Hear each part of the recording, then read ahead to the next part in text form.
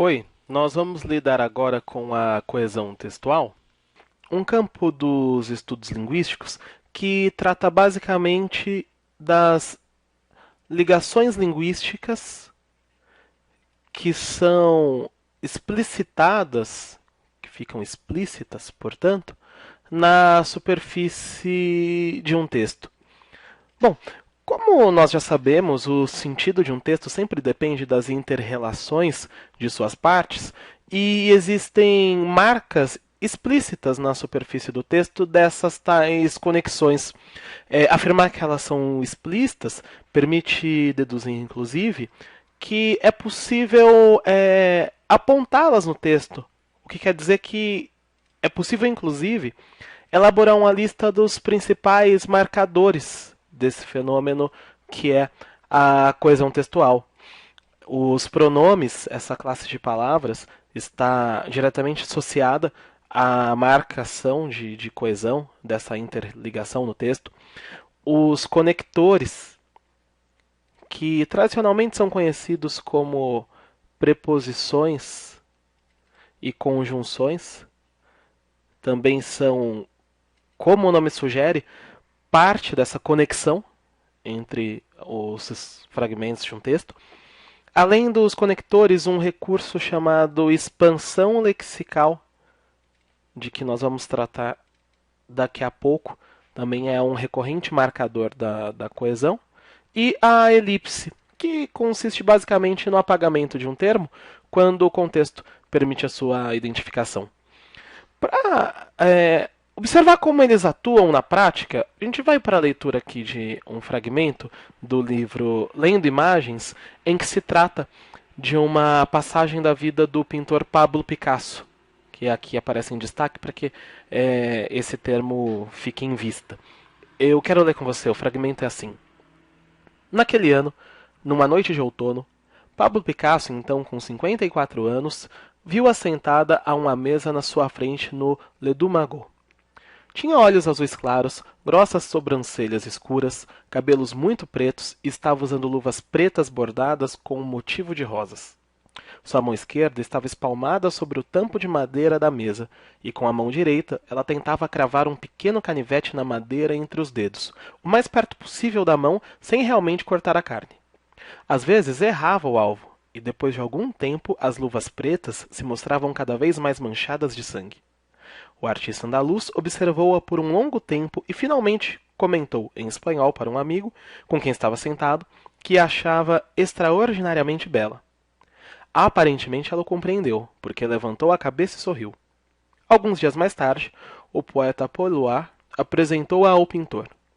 O seu nome era Dora Maar e era fotógrafa. Mais tarde, Picasso lhe pediu as luvas manchadas de sangue e guardou-as em casa, numa vitrina com outras lembranças. Vejamos, especialmente sobre os mecanismos de coesão, a primeira coisa a se observar é que o termo Pablo Picasso aparece aqui no início do fragmento e depois é retomado por diversos recursos. Essa coesão que se dá por retomada é o que a gente vai chamar de coesão por anafóricos. Anafóricos é o termo que se dá a esses elementos que são usados para se retomar um termo que já havia sido apresentado. Essa retomada é o que a gente chama de anáfora. Bom, temos aqui uma retomada da expressão Pablo Picasso no trecho que diz: aparentemente ela o compreendeu. Nessa passagem, a personagem, essa mulher que estava na mesa à frente de Picasso, havia compreendido o que em espanhol ele, Picasso, tinha dito a um amigo. Então esse termo o é um anafórico. Para ser mais preciso ainda, o anafórico aqui é um pronome, que no contexto se refere à expressão, ao nome Pablo Picasso. Além de pronomes, também se usa aqui um outro recurso, tanto em o artista andaluz quanto em o pintor. Veja que são termos que, além de retomarem Picasso, acrescentam informações a respeito dele, expandem nosso conhecimento a respeito sobre Pablo Picasso, ou pelo menos expandem a noção que se constrói dele nesse texto, e é por esse motivo que esse recurso vai ser chamado de expansão lexical. É importante observar que a expansão lexical é um importante recurso também para definir a orientação argumentativa de um texto. Um texto que quisesse apresentar uma visão negativa de Picasso, por qualquer motivo, usaria termos depreciativos e não o artista, o pintor, que é o que se usa aqui. Além da expansão lexical além do pronome, também a elipse é um recurso de coesão de que o texto se vale. Aqui acontece em: o artista andaluz observou-a por um longo tempo e finalmente comentou em espanhol para o amigo. Veja que aqui não se diz e finalmente ele comentou, e finalmente Picasso comentou, e finalmente o pintor comentou. Esse espaço que seria do sujeito, aqui da forma verbal comentar, não é preenchido. Esse vazio, que pode ser preenchido em se considerando o contexto, é o que nós chamamos de elipse. É outro recurso de coesão utilizado aqui no fragmento. Uma última coisa que eu vou pedir que você observe aqui nesse fragmento é o efeito de suspense que se cria em torno dessa figura feminina que estava sentada a uma mesa na frente do pintor Pablo Picasso. Veja que o nome dela só é revelado aqui no final do trecho, quando se fala da fotógrafa Dora Maar, desse modo mais explícito.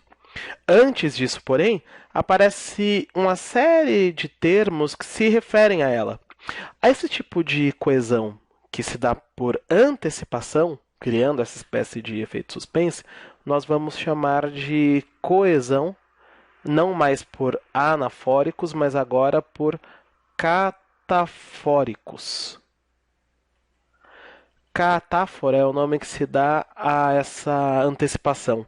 É o que acontece, por exemplo, aqui quando se diz: sua mão esquerda estava espalmada sobre o tampo de madeira, em que sua indica que a mão de que se trata é a mão de Dora Maar, então esse pronome se refere ao nome dela. A mesma coisa aqui quando se diz que ela tentava cravar um pequeno canivete, ela é Dora Maar.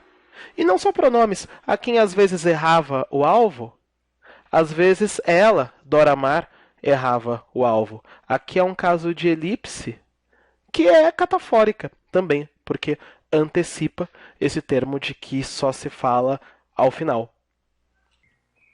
Em resumo, portanto, podemos dizer que a maneira como se faz referência a Pablo Picasso e a Dora Maar nesse fragmento que acabamos de ler mostram dois tipos básicos de coesão. Um deles é a coesão textual por anáfora, por retomada, portanto, e o outro modo é a coesão textual por catáfora, por antecipação. É isso.